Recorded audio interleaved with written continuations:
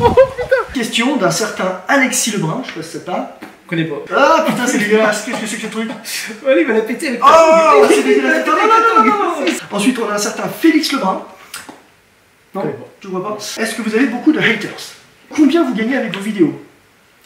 Oula. Salut les pongistes. Notre petite chaîne YouTube a enregistré plus d'1 million de vues cette saison. Et pour fêter ça avec Dimitri, on va faire comme les gros youtubeurs. On va se prêter un jeu de questions-réponses en direct de la propriété qu'on a pu s'offrir grâce aux revenus générés par la chaîne. À la santé. Oh mince. Pardon. Attends, tiens, prends des essuie-mains. Ouais, tiens, pas plutôt bien de 50 s'il te plaît, parce que ça essuie pas trop ça. Ça Ah essuie voilà, beaucoup. merci beaucoup. Tiens, encore un peu. Ouais, super. Merci. C'est moyen encore. Mais arrêtez de regarder nos vidéos, merde. Oh putain, les billets. Merde, regarde. Putain, ça m'a niqué mon... Ça m'a niqué mon truc là. Bon, il y a un orage qui a essayé de saboter notre tournage, mais on se laisse pas abattre, on reprend la vidéo, là où on s'est arrêté. Alors, au sec.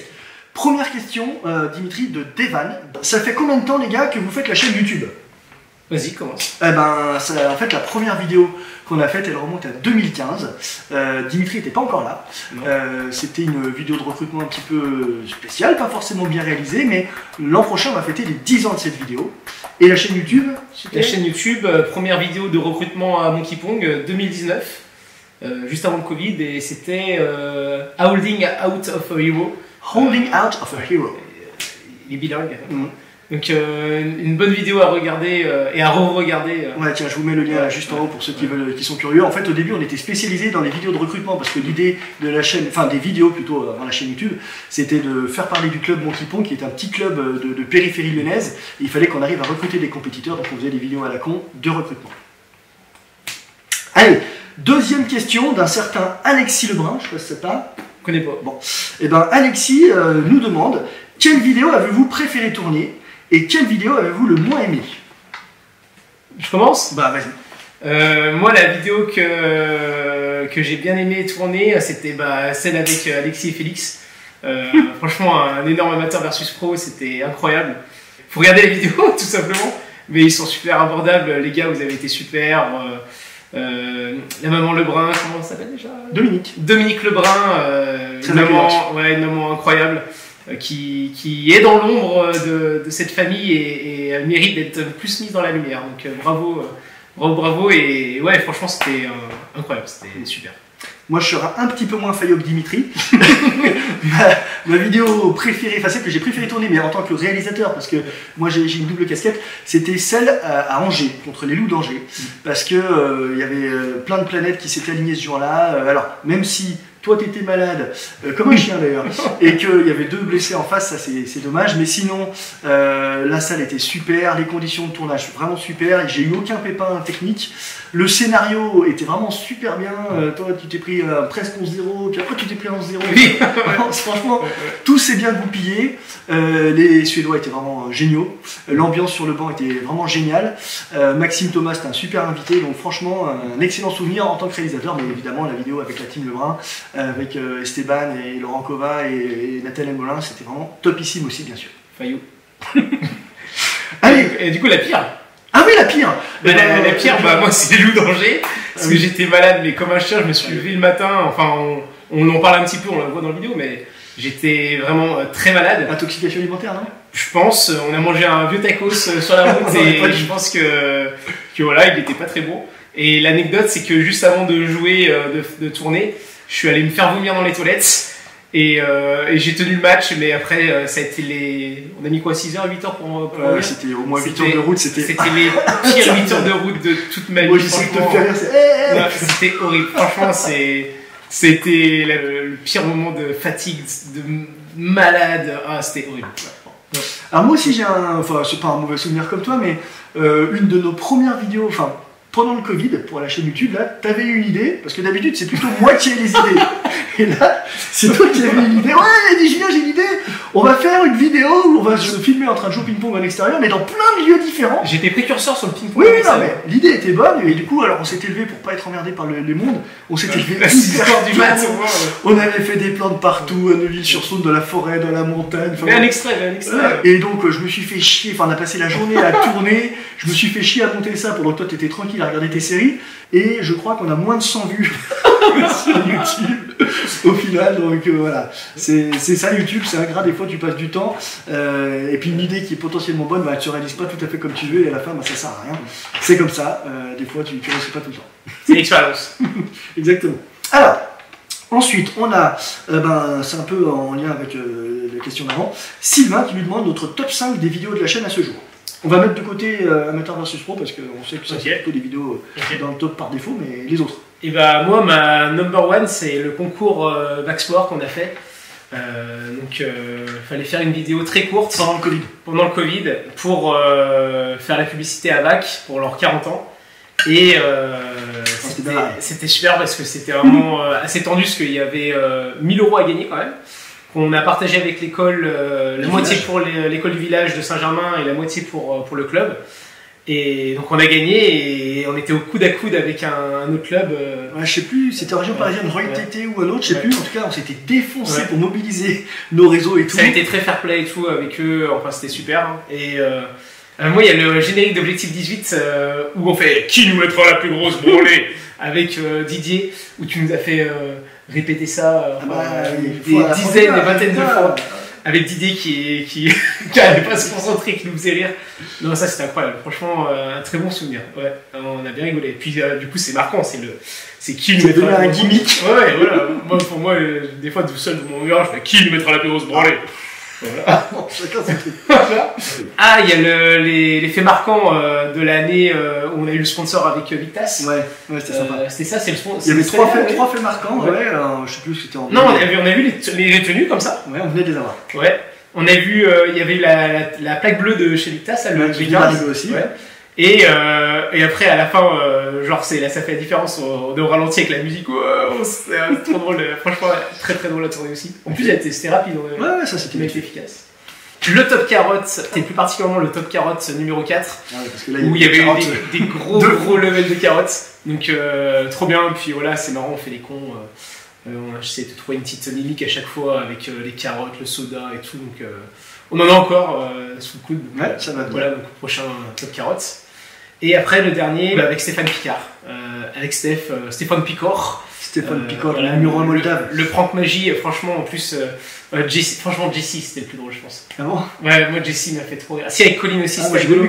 Mais Jessie, franchement, Jessie, t'y as cru. Vraiment, et Jessie, c'est là où moi, je t'apprécie bien parce que t'es vachement honnête et là, c'était trop cool. Franchement, je t'ai vu péter un câble et c'était trop drôle. Ouais, un épisode à revoir parce que je pense qu'il mérite plus de vues.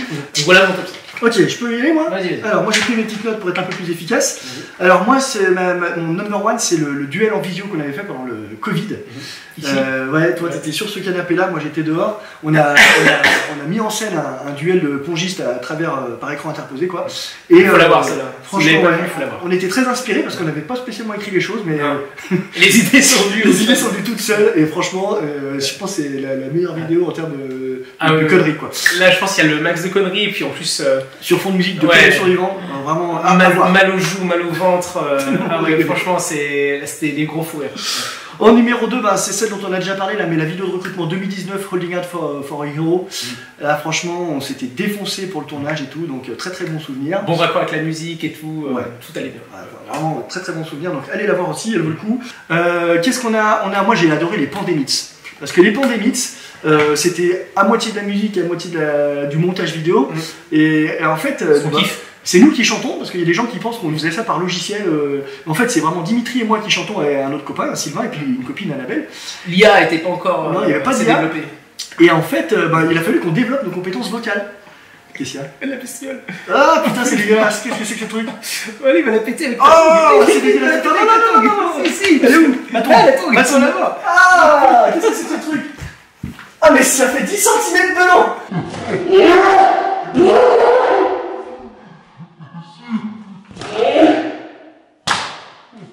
Ah putain. ça a mis une patte dégueulasse. Ah, il bouge encore. Bon, c'est le chat qui va le bouffer. Ah, j'en étais où? Ah, allez, Pandémite. Pandémite, voilà. Et donc, ce que je voulais dire avant que je sois interrompu, c'est que, en fait, on a développé des compétences vocales parce qu'on faisait plein de prises pour essayer que ce soit à peu près correct, parce que si tu chantes vraiment trop faux, c'est dégueulasse. Changer la tonalité quand on faisait ce coup. Oui, mais et au final, en fait, je trouve qu'on s'en est pas mal sorti niveau chant parce qu'on n'est pas des chanteurs et on a fait des trucs crédibles. Voilà. Donc vous irez voir, notamment le volume 2, je pense que c'est celui qui contient le plus de pépites. Ensuite, moi j'ai, rappelle-toi, le premier épisode de la saison 2 d'Objectif 18 avec, comment il s'appelait Victorien, voilà, du laboratoire A2S. On avait fait plein de tests, physio et tout, c'était vraiment super intéressant. Une grosse journée très dense, très physique, mais très intéressant à tourner. Puis trop sympa, Victorien. Ouais, trop sympa. La mairie de Saint-Germain nous avait prêté le gymnase Maris Bastier à l'occasion, tout s'était bien passé. Et puis, dernier exemple de vidéo que j'ai bien apprécié faire, c'est récent, là c'est les Jeux Olympiques, une vidéo à la gloire de l'équipe de France aux Jeux Olympiques. On a fait des chansons à la con, et je l'ai fait avec mes copains du groupe Célénora. Et donc voilà, c'est un très bon moment, parce qu'on a fait de la musique, on s'est bien marré, on a fait de la musique plutôt sérieusement, je trouve que le résultat, ça sonne bien. Et puis bon, c'est pour soutenir l'équipe de France, donc allez les Bleus. Let's go. Voilà, allez. Ensuite, on a donc Mathéo, qui lui demande à quand le prochain épisode d'Amateur versus Pro. Il y a beaucoup de questions autour d'Amateur versus Pro. Alors quand? Ah oui, toi tu sais pas.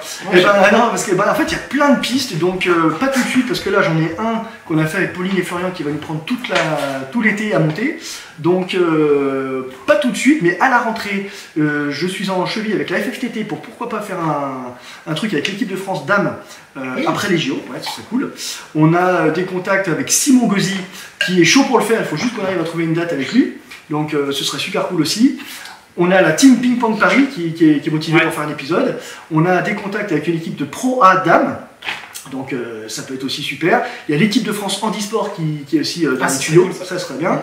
Il y a un contact aussi avec, alors c'est des pros, semi-pro on va dire, mais ce serait plutôt du côté de Tahiti, la Nouvelle-Calédonie. Ce serait vraiment exceptionnel, donc si ça pouvait se mettre en place, ce serait top. J'en ai d'autres sous le coude, mais voilà, je ne peux pas toutes les citer. En tout cas, il y a des pistes et ce sera à mon avis plutôt pour le dernier trimestre 2024. Ensuite, on a un certain Félix Lebrun. Non, je ne vois pas. Et ben, donc Félix nous demande, alors, amateur versus ancien pro versus pro, qui mettra la plus grosse branlée et à qui? Est-ce que c'est un concept possible pour continuer à développer amateur versus pro? Alors moi j'ai dit, bravo Félix, il y a plein de brillantes idées dans ce que tu nous proposes. Déjà, moi je rêve, et je pense que toi aussi tu rêves, et je pense que Didier aussi rêve de faire un épisode contre Patrick Chila, Christophe Legout, Daniel Loge, Philippe Gatien, là ce serait vraiment le rêve. Stéphane Lebrun aussi, hein, c'est mousquetaire. On prend, voilà, en fait, nos héros de notre jeunesse à nous, on serait ravis. Pour avoir discuté avec Patrick Chila et Christophe Legout, ils sont partants. Donc il y a juste à motiver 2-3 autres et puis on le fait. Mais ce que propose, je crois, Félix, c'est plutôt une triangulaire. C'est-à-dire un épisode où il y aurait des amateurs, des anciens pros, des pros, et puis on voit qui met la plus grosse branlée à qui. Parce que peut-être que les pros d'aujourd'hui mettent une énorme branlée aux anciens pros. Enfin, en tout cas, c'est ce que... Peut-être nous, on met des grosses branlées aux anciens pros. Oui, sûrement. Sûrement. Donc en tout cas, il y a un truc à faire. On est tout à fait partant.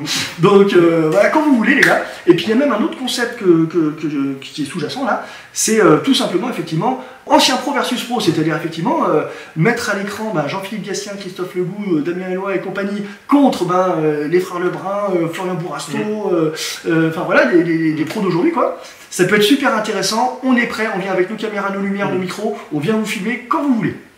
Question cette fois-ci de Bilal, ça va un peu plus te concerner. Bilal Lamache? Non, il s'appelle Bilal, mais pourquoi Bilal Lamache? Ah oui, c'est le jeune de Gerland qui était super fort. Ouais, il est toujours super fort. Ouais. Et donc Bilal, un autre, nous demande à quand le retour des vidéos Objectif 18? Ah. Alors, j'introduis, puis après je te laisse expliquer. Objectif 18, le projet initial pour nous, c'était plutôt un projet journalistique. Hein, l'idée, bon, évidemment, on se mettait en scène avec un objectif, mais l'idée première, c'était de parler des outils que nous autres, simples amateurs, on peut mobiliser même si on n'est pas des champions pour progresser. Donc la prépa mentale, la prépa physique, la prépa technico-tactique, l'analyse vidéo et plein d'autres outils comme les tests physiologiques qu'on a pu réaliser. Et ça, moi, j'ai fait le tour de ce que je voulais dire. J'ai pas spécialement envie d'aller plus loin sur ces sujets, d'autant que je pense que c'est pas spécialement pertinent que nous, on les creuse. C'est plutôt avec des spécialistes qu'il faut creuser ces sujets, comme Sébastien, par exemple, ceux qui veulent aller plus loin dans la prépa mentale. Et donc là, peut-être que pour la suite, Ben, toi, Dimitri, je crois que tu as l'objectif dans la raquette parce que tu es encore en phase de progression. Moi, j'ai bientôt 46 ans. Je sais que je sens mon corps qui vieillit. Je sais que ça va être très difficile. Et puis, de toute façon, je m'occupe trop des vidéos. Mais peut-être que si toi, ça t'intéresse et si ça intéresse les gens, ben, on peut faire un focus sur ton parcours pour effectivement atteindre cet objectif. Qu'est-ce que tu en penses? Bah, moi, je suis à fond motivé. Donc, j'ai envie d'aller chercher cet objectif 18. Je pense que j'ai bien progressé cette année. Malheureusement, je pense que je ne serai pas 18 encore cette fin de saison. Mais voilà, pourquoi pas trouver un format où on peut voir ce que je mets en place, les moyens que je mets en place pour y arriver et en espérant que l'année suivante ce soit la bonne. Alors pour trahir un peu le secret, Dimitri il a eu un petit tournant tactico-technique, enfin je sais pas, un truc, il a franchi un palier là ces 2 derniers mois, je ne l'ai pas battu depuis au moins 35 ou 36 matchs. Je pense que tu joues 18. Tu joues bien 18 quand tu es bon, des fois même 18-19. Donc je pense que l'objectif 18, tu l'as dans la raquette. On verra si la saison prochaine. Mais tu y arrives, par contre, il ne faudra pas se contenter que du championnat par équipe. À mon avis, il faudra faire un petit peu des tournois. Et voilà, parce que sinon, parce qu'en championnat par équipe, on ne joue presque qu'en contre. Donc c'est un peu dur de jouer en contre et de progresser, quoi. Secret, c'est les matchs. Voilà. Allez, question suivante, un certain Florian Bourrasso. Toujours pas, non. Eh ben Florian Bourrasso nous demande, bon, c'est bien de jouer contre des pros, mais quand est-ce que Monkey monte en national? Bah Flo, on t'attend. Tu fais une saison voilà, à Rouen en 3, et après, bah vas-y, viens nous aider. Parce que ouais, on va pas se mentir, Monkey Pong, pour monter en national, il va falloir que Monkey Pong recrute. Donc avis aux joueurs classés 18, 19, 20 et compagnie, on a besoin de vous parce que nous, on est des joueurs de régional, on n'a clairement pas le niveau pour aller plus haut. En tout cas, moi, je ne l'aurais pas. Toi, peut-être que tu peux jouer en prénat l'an prochain, mais aller en national, bah, ça nous demande de jouer au moins 19, je pense. Donc, il faut qu'on recrute. Venez, bons joueurs, on vous attend. Ensuite, on a Alan qui nous demande quelle est votre plus grosse perf à ce jour. C'est quoi ta plus grosse perf à toi? Et bah, moi, il me semble que c'est gros 19-20, je crois, tournoi de Reims. Ouais. Voilà. Bah, c'est pas mal. Oui, mais... Je pense pas qu'il y en ait beaucoup qui aient battu des 19, presque 20 derrière l'écran, là. Mais voilà, j'espère un jour faire un vrai numéro, vraiment un 21-22, ce serait incroyable. Ouais, mais je sens que j'ai pas de niveau encore. Pas encore, mais t'es presque prêt. Moi, j'ai aussi tapé du 19, mais jamais plus fort que 19. Par contre, juste pour l'anecdote, j'ai joué une fois contre un numéro 300, c'était Johan Mollard. Ah, Johan Mollard, ouais. Et j'ai eu 8 balles de match contre lui, dont des ballots hyper faciles, et je les ai pas convertis. Et donc je les ai encore là, ces balles de match ratées. Mais donc du coup, voilà, je suis resté à 19, alors j'aurais pu fièrement annoncer lors de cette vidéo que j'avais tapé un numéro 300, mais non. Bravo Johan. Bravo, oui, c'est bon mental. Non, mais c'est battu comme un chien, parce que voilà, et puis au final, il a eu 8 balles de match, j'étais 16 à l'époque. Ensuite, on a Anouk qui nous demande combien vous gagnez avec vos vidéos. Oula. Voilà, à peu près ça. Voilà. Non. La vérité, j'ai pas de chiffre précis, mais je crois qu'avec YouTube, on a accumulé la somme faramineuse de 400 et quelques euros sur l'ensemble de l'histoire de la chaîne, donc depuis 5 ans. Donc bon, c'est pas mal, hein, 400 euros, mais c'est très très loin de couvrir à la fois le temps qu'on y a passé, parce que c'est pas des centaines d'heures, je pense que c'est des milliers d'heures qu'on a passé à faire tout ce contenu. Et bien sûr, les investissements matériels que vous ne voyez pas forcément, mais là, il y a un objectif et une caméra qui valent 3 ou 4 000 euros. Il y a des smartphones, il y a des trépieds, il y a des lumières, il y a des micros. Il faut les renouveler. Là, au début de tournage, j'ai cassé un truc qui coûte entre 50 et 100 euros. Ben, voilà, donc c'est plein de petits frais comme ça. Et tu vois, juste aujourd'hui, j'ai pété 25% du budget de toute l'histoire de la chaîne YouTube. Donc bref, on fait ça par passion, c'est un loisir, comme on a comme loisir le tennis de table, on a aussi comme loisir la création de contenu. Et ça ne nous rapporte pas du tout d'argent, on en perd, c'est pas grave, c'est une occupation.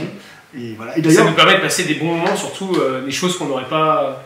Voilà, de partager. Ouais, qu'on n'aurait pas l'occasion de vivre autre qu'en faisant ça. Ouais, et on vit des super moments, parce qu'on a la rencontre de professionnels, par exemple, et pas que d'autres gens. Puis on se marre bien dans des vidéos. Et c'est ça l'idée. Et j'en profite quand même, parce qu'il y a aussi des gens qui pensent qu'on s'en met plein les fouilles, quand par exemple le comité du Rhône nous sollicite pour faire des animations pendant un championnat de France Benjamin Canet. En fait, tout ça, c'est du bénévolat complet. On passe des centaines d'heures complètement bénévoles à préparer en amont, à réaliser le jour J et à monter derrière des animations. Et tout ça, on le fait pas du tout pour l'argent. Donc voilà, n'allez pas croire qu'on est devenus des mercenaires ou quoi. On est des passionnés, tout simplement. Alors, ensuite, on a Timondor qui nous demande, est-ce que vous avez beaucoup de haters? Ah, les haters, on en a quelques-uns. On en a quelques-uns. Alors pas des millions, mais on en a quelques-uns. Et on n'en est pas peu fiers. Parce que ça veut dire que, enfin, quand t'es des haters, c'est bon. Bah, tu plais et forcément tu déplais aussi. Exactement. Donc sur internet, les haters, c'est plutôt des trolls d'ailleurs. Hein. C'est des mecs qui écrivent des commentaires de gamins sous nos vidéos YouTube. Notre stratégie, c'est plutôt de les ignorer parce que comme ça, tu nourris pas le monstre. Et puis. J'ai vu, il y en a, ils ont dit bannez-le, bannez-les. Non, on laisse faire. On laisse faire, on s'en fout.